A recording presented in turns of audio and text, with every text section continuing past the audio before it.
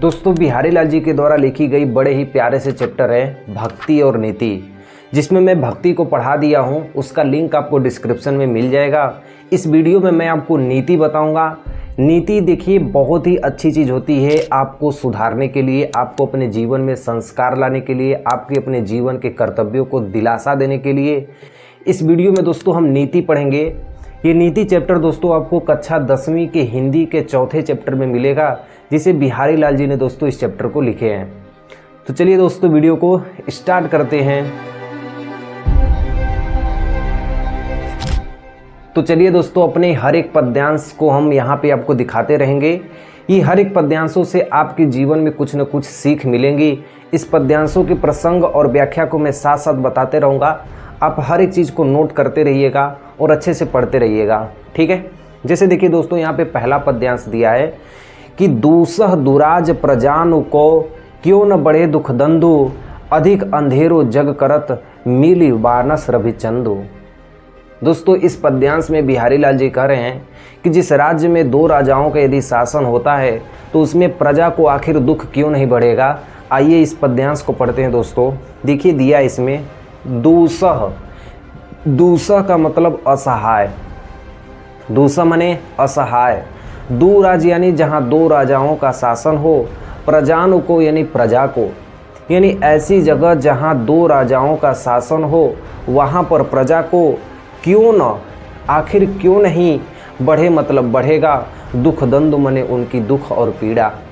यानी ऐसी जगह जहाँ दो राजाओं का शासन हो वहाँ पे प्रजाओं का दुख आखिर क्यों नहीं बढ़ेगा, क्योंकि दोनों राजाओं के दोस्तों नियम अलग होंगे, दोनों राजाओं के कानून अलग होंगे, दोनों राजाओं के कार्य करने के तरीके अलग होंगे। उसमें जो हमारी प्रजा रहेगी वो क्या होती जाएगी, पीसती रह जाएगी। कैसे पीसेगी, जिस तरह चक्की के बीच में गेहूँ पीसता है, आटा पीसी जाती है ना, उसी तरह दोनों राजाओं के बीच में हमारी प्रजा क्या होती रहेगी, पीसती रह जाएगी। दोस्तों एक एग्जाम्पल से मैं आपको समझाना चाहता हूँ। हमारे घर में भी एक राजा होता है जो घर को, परिवार को चलाता है, जिसे हम गार्जियन कहते हैं। हमारे राज्य को चलाता है उसे भी एक गार्जियन कहते हैं, यानी मुख्यमंत्री। हमारे देश को भी चलाने वाला एक राजा ही होता है, यानी प्रधानमंत्री। यदि ये दो हो जाएंगे दोस्तों तो अलग अलग नियम और अलग अलग कानून चलने लगेंगे, जिससे प्रजा को बहुत ज़्यादा पीड़ा होने लगेगी, ठीक है। अगली लाइन में दिया है कि अधिक अंधेरो जग करत मिली मावस रविचंदु। अधिक अंधेरे मने अधिक अंधेरा हो जाता है। कब हो जाता है अधिक अंधेरा, जग मने पूरे संसार में, करत मने हो जाता है, कि अधिक अंधेरा संसार में हो जाता है। मिली मने जब मिल जाते हैं, मावस मने अमावस के दिन, रवि मने सूर्य और चंदु मने चंद्रमा, कि जमा अमावस्या के दिन जब सूर्य और चंद्रमा आपस में मिल जाते हैं तो पूरे संसार को अंधेरा कर देते हैं, पूरा संसार एकदम अंधकार में चला जाता है। उसी तरह यदि किसी राज्य में दो राजा यदि हो जाएं तो वो पूरी प्रजा को ही अंधकार में डाल देते हैं, ठीक है दोस्तों। अब हम चलते हैं अपने दूसरे पद्यांश में। देखिए हमारा दूसरा पद्यांश क्या दिया है कि बसे बुराई जासु तन ताही को सन्मानो, भले भलो कहे छोड़िए खोटे ग्रह जपुदानो। ध्यान से समझिएगा दोस्तों कि यदि कोई बुरा व्यक्ति है, बुरा व्यक्ति यदि लड़ाई झगड़ा कितना भी करता हो, लेकिन समाज में आने के बाद उसका सम्मान किया जाता है, लोग डर के कारण उसकी सम्मान करते हैं। यही बिहारी लाल जी इसमें बता रहे हैं। जैसे देखिए दिया इसमें कि बसे मने यदि किसी मनुष्य के अंदर बस जाती है, बुराई यानी बुराई, जासु मने जाती है, तन मतलब शरीर के अंदर। बिहारी लाल जी कह रहे हैं कि किसी मनुष्य के अंदर यदि बुराई का वास हो जाता है, बुराई यानी हम किसी को सम्मान न दे, हम किसी से असभ्य तरीके से बोले, चोरी करे, किसी की हत्या करे, किसी का पाप करे, लड़ाई झगड़ा करें, ये सब बुराई होती है एक मनुष्य की। यदि ये सब चीज़ करते हैं तो ताही को सन्मानो, मतलब उसको सन्मानो मतलब सम्मान दिया जाता है। ये सृष्टि का नियम है, ये लोगों का नियम है। डर के कारण उसको समाज दिखावा करने के लिए एक सम्मान देता है। कोई ऐसे व्यक्ति जो आपकी नज़र में बुरा हो, एकदम बुरा हो, यदि वो आपके समाज में आते हैं तो उसे दिखावा करने के लिए एक सम्मान दिया जाता है। इस चीज़ को आप नोटिस करिएगा दोस्तों। उस व्यक्ति का नाश एक न एक दिन जरूर होएगा। लेकिन आगे की लाइन में दोस्तों यहाँ पे बोल रहे हैं बिहारी लाल जी कि भलो भलो कहीं छोड़ियो, भलो भलो माने भला भला कह के छोड़ दिया जाता है। कब ऐसा किया जाता है कि खोटे ग्रह जप उदानो, कि जब व्यक्ति की स्थिति सही होती है ना, जब हमारी स्थिति सही होती है, जब हम खुशहाल रहते हैं तो भला भला कह के छोड़ दिया जाता है। यदि हम परिस्थिति में होते हैं, खोटे ग्रह यानी शनि ग्रह, खोटे ग्रह किसे कहा गया यहाँ पे, शनि ग्रह, यानी आपके ऊपर यदि आपातकाल स्थिति हो जाती है तो जप उदानी माने हम जाप करने लगते हैं, भगवान हमारा प्लीज कर दीजिए, भगवान हमारा ये कर दीजिए, भगवान वो कर दीजिए।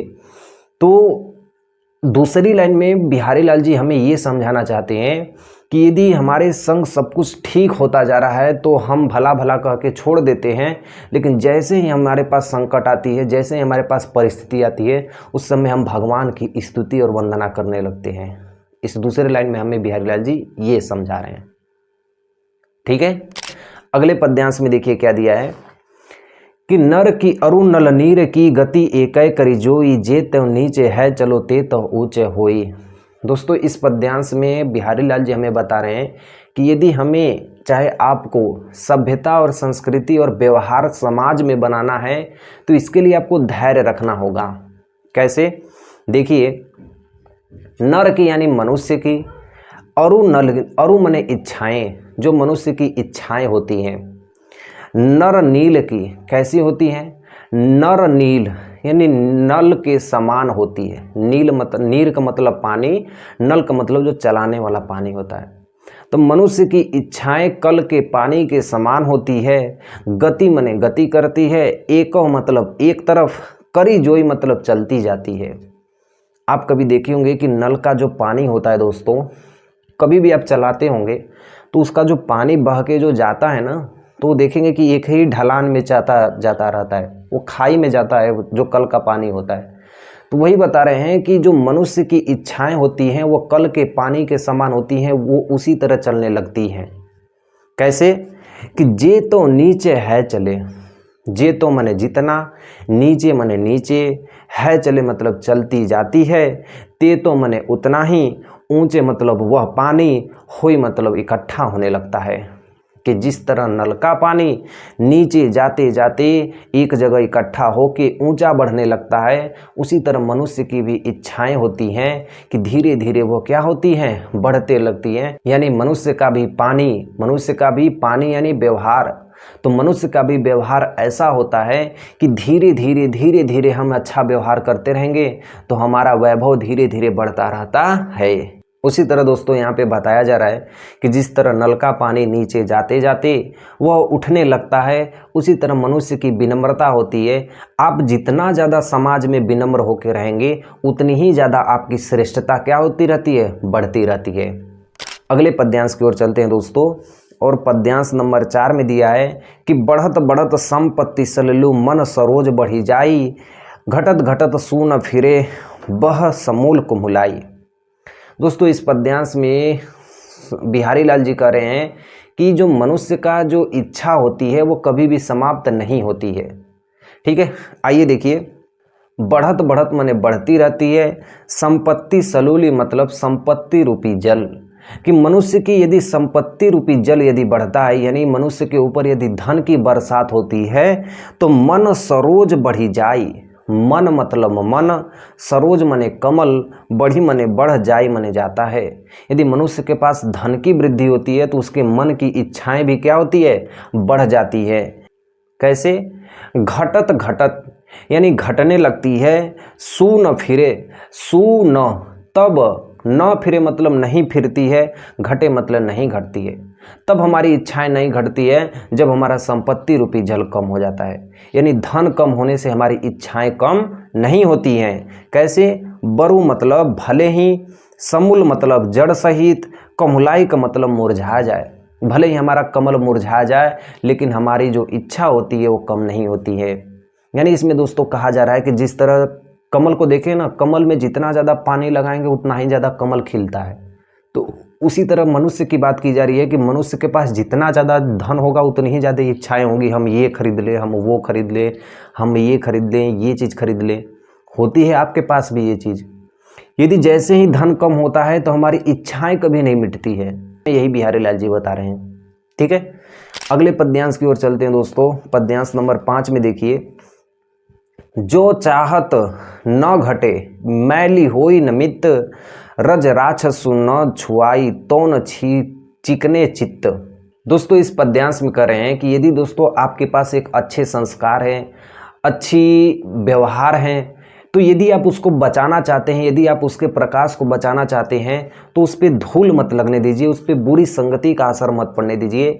यदि बुरी संगति पड़ गई ना तो आप पे वो कलंक लग जाएगा।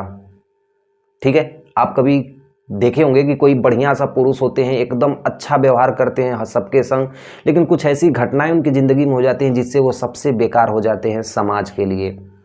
इस पद्यांश में दोस्तों बताया गया है कि जो चाहत, यदि आप चाहते हैं, जो चाहत मतलब यदि आप चाहते हैं, चटक, चटक माने चमक धमक, यदि आप चाहते हैं कि हमारा जो व्यवहार है वो एकदम चमक दमक रहे, एकदम हाई क्लास में रहे, हम एकदम उच्च व्यवहार के रहें, तो न घटे, नहीं घटना चाहिए या नहीं समाप्त होना चाहिए।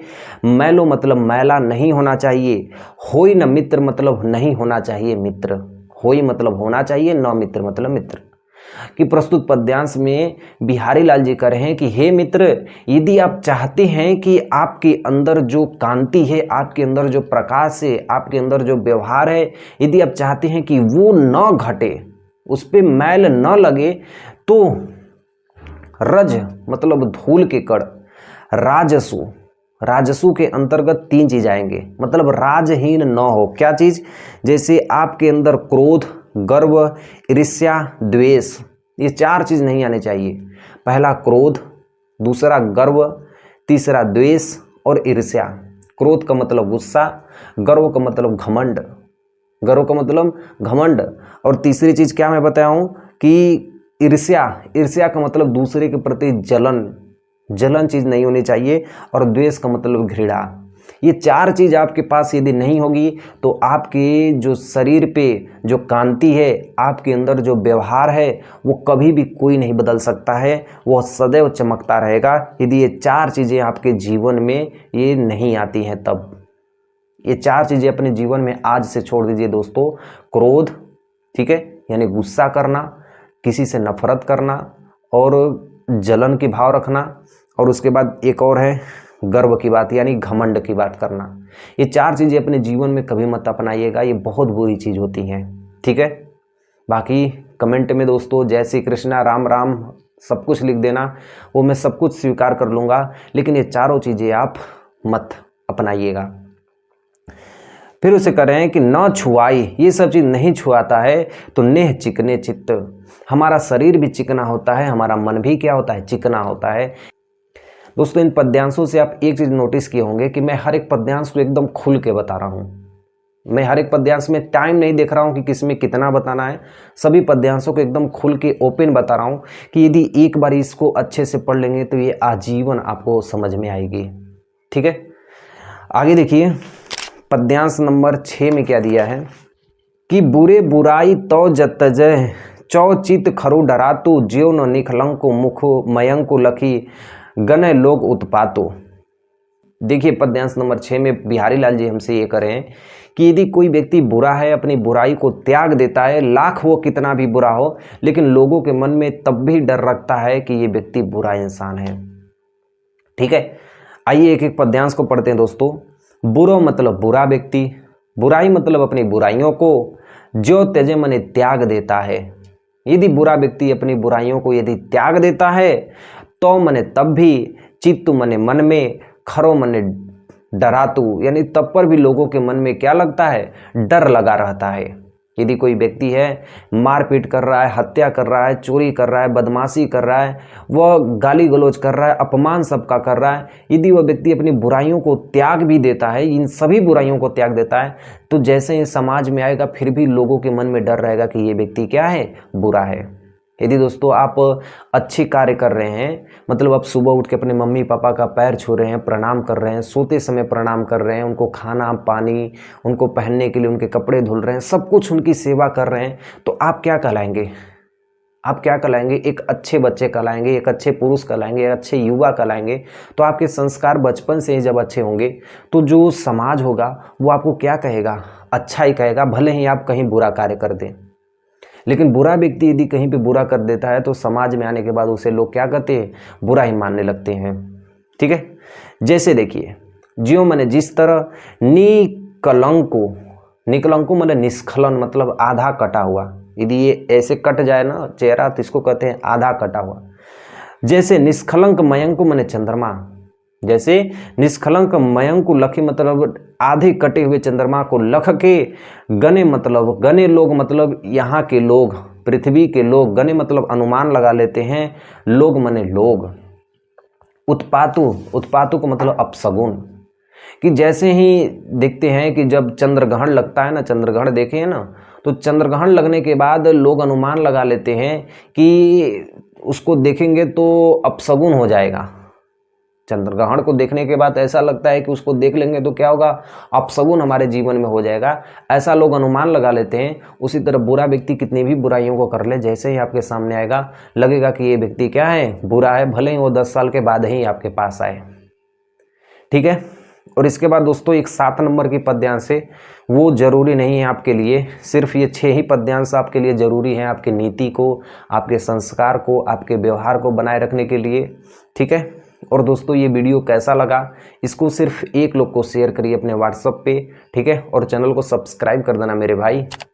ठीक है, क्या कर रहे हो अभी तक आपने सब्सक्राइब ही नहीं किया है, तो चैनल को सब्सक्राइब करो और जुड़ो मेरे साथ, और मेरे साथ ही पूरी प्रिपरेशन करो क्लास 10th की, एक अच्छे नंबर के साथ आप भी यूपी बोर्ड एग्जाम पास करेंगे। ठीक है, मिलता हूँ नेक्स्ट वीडियो में, तब तक के लिए आपको जय हिंद।